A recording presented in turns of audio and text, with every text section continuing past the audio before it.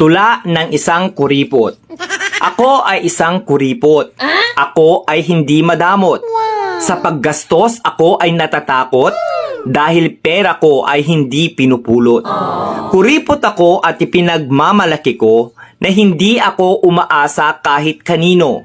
Okay lang kung magkuripot man ako dahil pera ko naman ang sinisinop ko.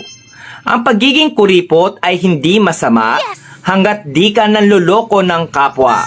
Kaya wala akong dapat ikahiya kung naiinggit sa akin ang madla.